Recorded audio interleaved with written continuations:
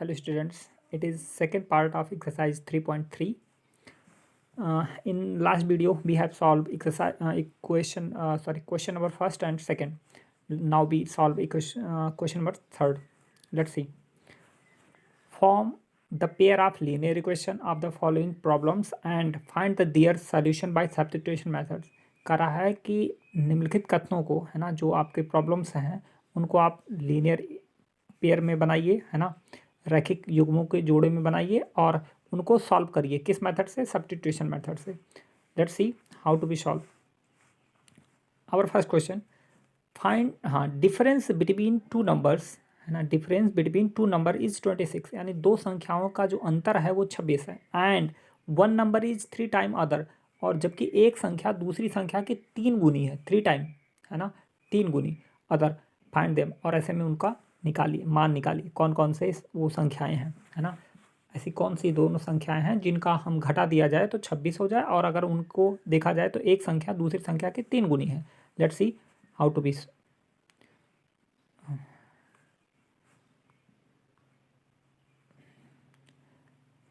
Late one number be x and other number be y. मान लेते हैं कि एक संख्या एक्स है, दूसरी संख्या वाई। Y be take x and y because it is linear equation in two variable, क्योंकि ये दो चर वाला रैखिक समीकरण है ना, तो इस नाते आपको दो चर लेना होगा। तो आपको एक को हमने, मान लीजिए एक नंबर को एक्स लिया तो दूसरे को हमने वाई लिया। नेक्स्ट और फर्स्ट सिचुएशन क्या बोला कंडीशन में? फर्स्ट कंडीशन में करा दोनों का डिफरेंस यानी x minus y equal to 26, दोनों का डिफरेंस 26 है, तो x minus y equal to 26, equation number first. According second situation बोला कि जो एक नंबर है ना, one number is 3 time of second number, यानी 3 गुना दूसरी संख्या के, तो x इक्वल टू 3y, तो आपको क्या होगा? x minus 3y equal to 0, equation number second. अब बाकी तो आपको पता है क्या करना है। अब भाई हमको सब्स्टिट्यूशन मेथड से निकालना है, तो हम क्या करेंगे? अब हम देखिए, हमने लिखा by substitution method from equation first. अब हमने मान लीजिए समीकरण एक से शुरू किया, तो क्या समीकरण एक, x minus y equal to 26, तो एक्स इक्वल टू कितना? वाई को ट्रांसफर करेंगे तो एक्स इक्वल टू कितना हो जाएगा? 26 plus y, equation number third हम मान लेंगे। अब यही वैल्यू ऑफ एक्स भी पुट हम करेंगे किस में? इक्वेशन नंबर सेकंड में, क्योंकि आपने स्टार्टिंग फर्स्ट किया है तो अब आपको रखना किस में है? सेकंड में। यही तो है सब्स्टिट्यूशन मेथड्स, है ना, कि जब जिसे आप शुरू करोगे उसका जो मान निकलेगा वो आपको दूसरे वाले में रखोगे, है ना, अगले वाले में रखना है। तो आपने पहले शुरू किया तो अब आपको दूसरे में रखना होगा, यही सब्स्टिट्यूशन मेथड है। Be put the value of x in equation number second. अब इक्वेशन नंबर सेकंड क्या था? देखिएगा, इक्वेशन नंबर सेकंड था x minus 3y equal to 0, तो जहाँ पर x है वहाँ पर आपको 26 प्लस वाई रखना है। तो देखिएगा x minus 3y equal to 0 था, तो x के स्थान पर 26 प्लस वाई और माइनस 3y तो था बराबर 0। अब कितना? ये 26, है ना, 26 प्लस वाई और माइनस 3y तो हो जाएगा माइनस 2y इक्वल टू 0। अब 2y को उधर ट्रांसफ़र कर देंगे तो हमारा 26 इक्वल टू 2y। अब दो से डिवाइड कराएंगे y को 26 को, तो हमारा 13 आ गया, तो y इक्वल टू 13। अब यही y का वैल्यू इक्वेशन नंबर थर्ड में हम रख देंगे। देखिए, on putting the value of y in equation number third, x equal to 26 plus y, है ना, तो आपका क्या? 26 प्लस 13 यानी x इक्वल टू 39 हो जाएगा, क्योंकि 13 हमने रखा y का वैल्यू, x इक्वल टू 39। अब आपके ने पाया कि पहली संख्या x का मान 39 है और दूसरी संख्या y का मान 13 है। Now we solve. अब इक्वेशन, अब क्वेश्चन नंबर सेकंड देख लेते हैं। करा सेकंड, थर्ड का मतलब तीसरे का दूसरा, लार्जर, द लार्जर आप टू सप्लीमेंट्री एंगल, है ना, कर रहा है दो सप्लीमेंट्री एंगलों का जो लार्जर एंगल है एक्सीडेड यानी बड़ा है, ज़्यादा है, किससे?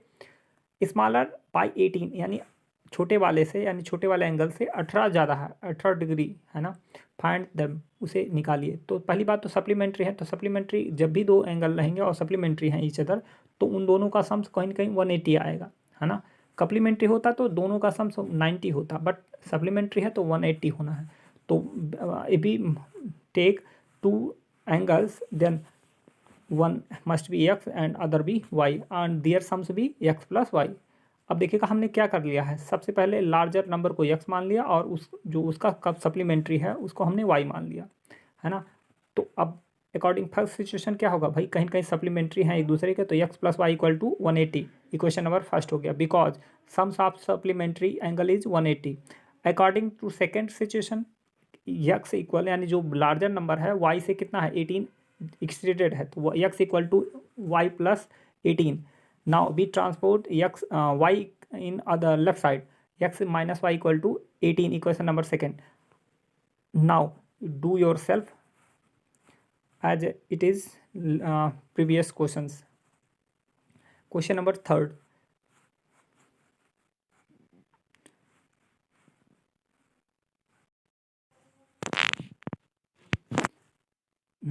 Our third question is the coach of cricket team buy 7 bats and 6 ball for 3800 rupees. करा एक क्रिकेट टीम का कोच है, वो खरीदता है 7 बैट्स यानी 7 बल्ला खरीदा है एंड 6 बॉल्स और 6 गेंदें खरीदी हैं, कुल मिला के 3800 रुपये में. 3800 रुपये में 7 बैट और 6 गेंद खरीदा है. लेटर कुछ समय बाद सी बाई वो खरीदती है 3 बैट्स यानी 3 बल्ले और 5 बॉल्स और 5 गेंदें खरीदते हैं. कितने में? 750 रुपये यानी 1750 रुपये में. जब वो 3 बल्ला और 7 गेंद खरीदती है तो 1750 रुपया देना पड़ता है, और जबकि 7 बल्ला और 6 गेंद खरीदता है तो 3800 रुपया. तो पूछा है find the cost of each bat and ball. तो ऐसे में प्रत्येक गेंद और बल्ले का आपका मूल्य पूछा है, तो हमको फिर वही बात, हमको एक्स और वाई लेना पड़ेगा. क्वेश्चन नंबर देखिएगा क्या है. Let's cost of each bat and ball be x and y rupees. हमने मान लिया कि प्रत्येक बल्ले और गेंद की कीमत एक्स और वाई रुपया. अब इसका मतलब एक बल्ला अगर वो खरीदेगा तो एक्स रुपया देना होगा, और एक गेंद खरीदेगा तो वाई रुपया. तो उसने कितना पहले सिचुएशन में क्या बोला है, अकॉर्डिंग फर्स्ट सिचुएशन 7 बैट्स खरीदा था तो यानी 7 एक्स रुपया, और 6 बॉल खरीदा था तो यानी 6 वाई रुपीज़. तो कुल मिला के कितना हो गया 3800, यानी कितना कुल मिला के 3800 रुपया दिया था. Equation number first. According second situation क्या बोला था, इस बार आपने 3 बल्ले खरीदे, तो एक बल्ले का कीमत एक्स रुपया है तो 3 बल्ले का कीमत 3 एक्स, और 5 गेंद खरीदा था तो एक गेंद का कीमत कितने वाई रुपया था, तो 5 गेंद का कितना होगा 5 वाई बराबर कितना कुल मिला के 1750 रुपया. Equation number second. अब नाउ डू योर सेल्फ, क्योंकि आपने अभी पिछले मतलब वीडियोज़ में या कह सकते हैं पिछले अभी क्वेश्चनों में आपने देखा किस तरह से आपको सब्स्टिट्यूशन मेथड से लगाना होगा. आपको वैसे ही करना है, कोई भी इक्वेशन उठाइए और उसका वैल्यू कुछ पदों में आएगा वो आप मान दूसरे वाले में रख दीजिए. बाकी तो आपको पता है कैसे क्या करना है, करिए अपने हिसाब से. फिर देखिएगा क्वेश्चन नंबर 4 क्या है. हाँ जी, करा taxi fair in A city consist fix charge, है ना, together the charges for the distance cover. करा एक शहर है जिसके शहर की टैक्सी भाड़ा जो है, एक तो नियत है ना, कि यहाँ इतना दूरी जाना है उसके लिए नियत है. करा उसके बाद भी अंदर और भी जाना एक्स्ट्रा चार्जेस के लिए उसको एक्स्ट्रा पेज करना पड़ेगा, है ना, मतलब एक्स्ट्रा दूरी तय करने के लिए उसको एक्स्ट्रा पेड करना पड़ेगा, है ना, देना पड़ेगा, एक्स्ट्रा चार्जेस लग रहे हैं, है ना. अब ये कहने का अर्थ क्या है, अब ये कहने का अर्थ यह इनका है कि मान लीजिए पहले से तय की गई दूरी जो है वो तो देना ही है ना. जैसे मान लो 30 किलोमीटर का दाम 30 रुपया है. जैसे अब मान लीजिए इन केस हमारे जो सिटी है हमारे यहाँ से 30 किलोमीटर है ना, तो 30 किलोमीटर का जो कॉस्ट है या कह सकते हैं ट्रेवल है वो 30 रुपये में, तो यानी 1 रुपीज़ पर किलोमीटर, है ना. लेकिन इन केस मान लीजिए किसी को अंदर जाना है, अंदर जाना मतलब 2-3 किलोमीटर ऐसे आउटर में जाना है, ग्रामीण क्षेत्र में जाना है, तो वो क्या कहता है टैक्सी वाला कहता है कि भाई हम आपसे एक्स्ट्रा चार्जेज करेंगे, मतलब 10 रुपये पर किलोमीटर, है ना, 10 रुपया पर किलोमीटर. तो आप कहते भैया नहीं नहीं ये तो ज़्यादा हो रहा है, तो बोलेगा भैया हमको कुछ मिलेगा ही नहीं, क्योंकि आउटर में जा रहे हैं तो वहाँ पे मतलब कोई गाड़ी वाला या क्या बोलते हैं टैक्स कोई यात्री मिलेंगे ही नहीं, केवल हमको वहाँ पे अपने पेट्रोल को, तो ऐसे में वो ज़्यादा एक्स्ट्रा चार्जेस लेता है. या जो कहते नहीं मेन रूट पे वो चाहे जितना किलोमीटर जाए, है ना, उसको तकलीफ़ नहीं होती. लेकिन जब वो अंदर कुछ ख़राब रास्तों पे जाता है या आउटर अंदर जाता है तो उसको कहीं का एक्स्ट्रा चार्जेस वो लेता है ना, उसको प्रॉब्लम होती है. तो इस नाते वो क्या करता है एक्स्ट्रा चार्जेस पे अलग लगता है, वो जो जो नॉर्मल चार्जेस उससे अधिक लेगा. तो यहाँ पर यही बात बोली गई, कह रहा है कि एक जो फिक्स चार्जेस है वो तो लेगा ही और साथ में एक्स्ट्रा चार्जेस भी लेगा, है ना, अगर आप अतिरिक्त दूरी चल रहे हो. तो सबसे पहले क्या बोला है, बोला for a distance of 10 kilometre, है ना, इसका मतलब 10 किलोमीटर एक्स्ट्रा जा रहा वो जो जाना था तो एक्स रुपया तो देना ही है, और साथ में 10 किलोमीटर एक्स्ट्रा चार्जेस के हिसाब से देना होगा. तो कह रहा कि हाँ द चार्जेस पेड 105 और कुल मिला के उसको फिक्स चार्जेस और एक्स्ट्रा चार्जेस मिला के कुल मिला के 105 रुपया देना है। ऐसे में and for the journey of 15 kilometre और जबकि वो 15 किलोमीटर का अगर दूरी तय करती है, मतलब फिक्स चार्जेस के बाद वो 15 किलोमीटर अतिरिक्त दूरी तय करती है, तो उसे 155 रुपया पेड करना पड़ेगा। तो ऐसे में पूछा है what is a fix charges and पर किलोमीटर चार्जेस, और प्रति किलोमीटर एक्स्ट्रा चार्जेस क्या है ना। जो फिक्स चार्जेस है वो बताइए और प्रति किलोमीटर जो एक्स्ट्रा चार्जेस है वो क्या बता है वो भी बताइए आप। और फिर पूछा है how much person have to pay to travelling distance 25 kilometre. कहा कि अगर आप उस व्यक्ति को 25 किलोमीटर एक्स्ट्रा दूरी तय करनी है ना, तो उसे कुल कितना रुपया देना होगा, यानी फिक्स चार्जेस के साथ साथ 25 किलोमीटर एक्स्ट्रा दूरी का भी देना होगा, है ना। तो how to be solve, let's see. हम अब ऐसे में देखिएगा, हम बहुत मतलब माइन्यूट से ध्यान से देखिएगा क्या हम कह रहे हैं। लेट फिक्स चार्ज भी यक्स रुपीज़, मान लेते हैं कि जो फिक्स चार्जेज है, जो निश्चित चार्ज है वो आपने यक्स रुपया ले लिया, केवल यक्स रुपया, है ना। और एंड एक्स्ट्रा चार्जेस पर किलोमीटर, यहाँ पर देखो प्रति किलोमीटर वाई रुपीज़ बोला गया है, देखो दोनों में अंतर है ना। ये केवल यक्स रुपीज़ बोला गया है, फिक्स चार्ज यानी इतना ही है, पर किलोमीटर नहीं, केवल यक्स रुपीज़ देना है आपको, है ना। और लेकिन एक्स्ट्रा चार्जेस जो लगेगा वो वाई रुपया पर किलोमीटर, यानी हर एक किलोमीटर पे आपको वाई रुपया प्रति हिसाब से देना होगा, है ना। तो अब according to first question 10 kilometre extra charges गए हैं वो, है ना, तो कितना हो जाएगा 10y। क्यों? क्योंकि 1 किलोमीटर अगर एक्स्ट्रा चार्ज गए थे, एक्स्ट्रा ट्रेवल किए थे तो y रुपया लगता, तो 2 किलोमीटर का तो 2y, 10 किलोमीटर का कितना होगा 10y, और जो फिक्स चार्जेस है वो तो लेना ही है।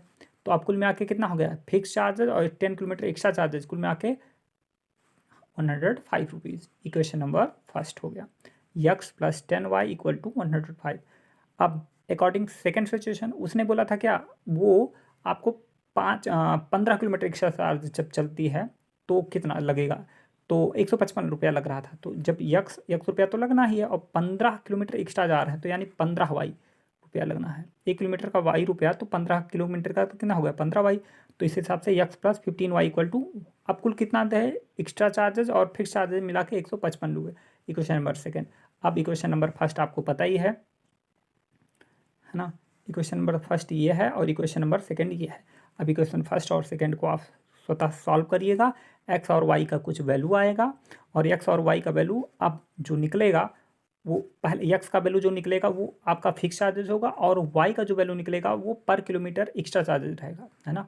और सुनिएगा, वो जो एक्स और वाई के वैल्यू निकलेंगे, अब फिर आपसे बोला कि 25 किलोमीटर अगर उसको एक्स्ट्रा जाना है तो कितना रुपया लगेगा, तो एक्स प्लस 25 वाई, है ना। अब वही एक्स और वाई का वैल्यू यहाँ पे रख दीजिएगा, टोटल निकल के आएगा, है ना। आई होप आप कर लोगे। क्वेश्चन नंबर 5 क्या है, करा ए फ्रैक्शन बिकेम 9/11, है ना। एक भिन्न जो है वो 9/11 हो जाती है if 2 is added both and numerator and denominator. करा एक भिन्न 9/11 हो जाएगी कब, जब उसके अंश और हर दोनों में 2 जोड़ दिया जाए, न्यूमरेटर और डिनोमिनेटर में 2 जोड़ना है।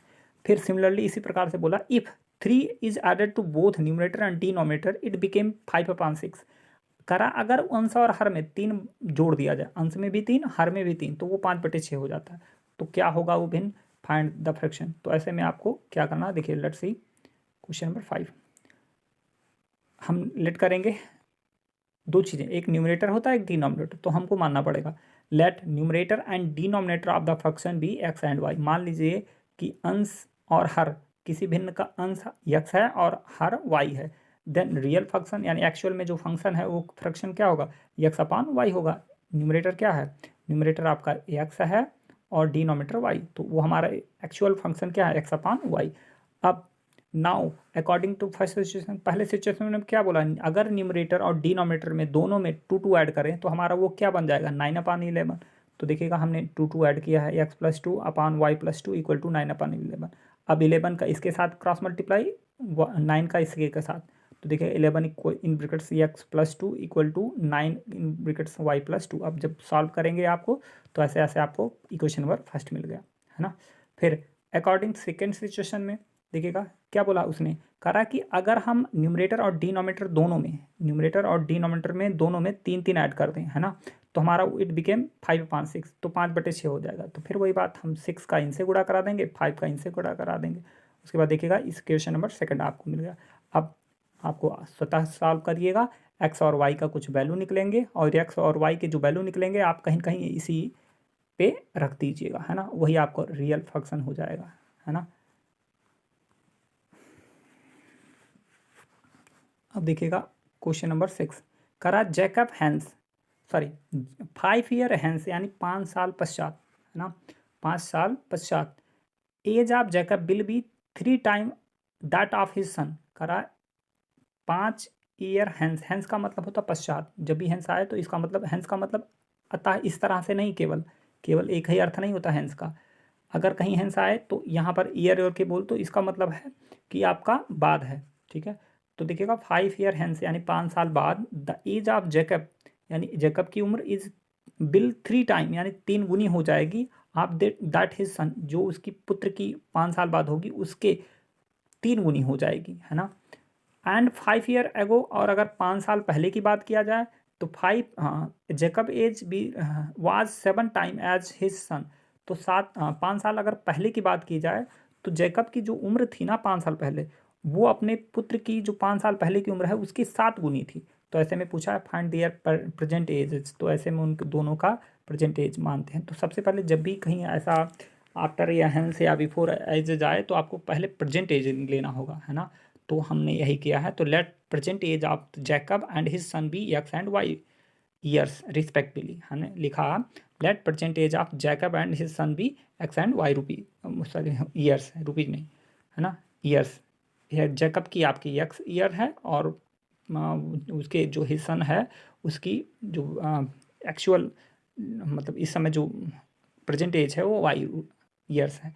नाउ अब 5 ईयर हैंस जैकब एज यानी अभी अगर जैकब 1 साल का है तो 5 साल बाद कितना होगा एक्स प्लस 5, ऐसे 5 ईयर हैंस हिज सन, अभी अगर उसकी लड़की या लड़का, सॉरी सन है तो यानी लड़का अगर वाई साल का है तो 5 साल बाद कितना होगा वाई प्लस 5 हो जाएगा, है ना। अब कह रहा अकॉर्डिंग टू फर्स्ट सिचुएशन क्या बोला, जो जैकब है ना वो अपने पुत्र के कितना है 3 गुना है। अब 3 का गुणा किस में कराएंगे पुत्र में, क्योंकि जैकब पहले से अपना बड़ा है, पुत्र हमेशा छोटा रहेगा ना उससे, कि पिता छोटा रहेगा, नहीं, हमेशा पुत्र छोटा रहना है, पिता बड़ा होना है। तो दोनों बराबर हो ही नहीं सकते। तो कह रहा है दोनों बराबर कब होंगे, जब हम पुत्र में 3 का गुणा करा दें तो, है ना। तो देखिएगा 3 का मल्टीप्लाई उसके हिज सन में करा दिया, और हिज सन का उम्र कितनी थी वाई प्लस 3, उसमें वाई प्लस 5 था तो उसमें 3 का मल्टीप्लाई करा, तो यानी क्या x plus 5 equal to 3y plus 15 हो जाएगा, क्योंकि अंदर गुणा कराया आपने तो फिर इधर उधर किया, तो ये एक आपको इक्वेशन मिला x minus 3y equal to 10, equation number first, है ना। अब 5 ईयर एगो 5 साल पहले की उम्र क्या होगा, अभी अगर मान लीजिए जैकब यक्स ईयर का है तो 5 साल पहले कितना रहा होगा, तो यक्स माइनस 5, और ऐसे ही 5 year ago age of his son, उसके पुत्र की क्या उम्र रही होगी, तो अभी अगर वाई ईयर का है तो 5 साल पहले कितना रहा होगा वाई माइनस 5। अब क्या बोला अकॉर्डिंग टू क्वेश्चन, क्या बोला है कि जो जैकब है ना वो 5 साल पहले अपने पुत्र की आयु का 7 टाइम है, तो देखो पुत्र में 7 का गुणा करा दिया गया है। अब आपने फिर इसको इक्वेशन को सॉल्व मतलब इधर उधर किया तो इक्वेशन नया आपको मिला है कितना x minus 7 equal to minus 30, equation number second. अब इक्वेशन नंबर फर्स्ट आपके पास यहाँ है, इक्वेशन नंबर सेकंड आपका यहाँ है, दोनों समीकरणों को आप सॉल्व करिएगा, चाहे जिससे पहले आप मान लीजिए समीकरण एक उठा के कुछ वैल्यू निकलेगा यक्स का, वो मान आप इसी इक्वेशन नंबर सेकंड में रखिएगा तो यक्स और वाई के दोनों के मतलब वैल्यू निकल जाएंगे आपके। फिर आपको वही यक्स का वैल्यू जो निकलेगा वो जैकब की प्रेजेंट एज होगी और वाई का जो वैल्यू निकलेगा उसके सन की होगी। आई होप आप लगा लेंगे। इस वीडियो में बस इतना।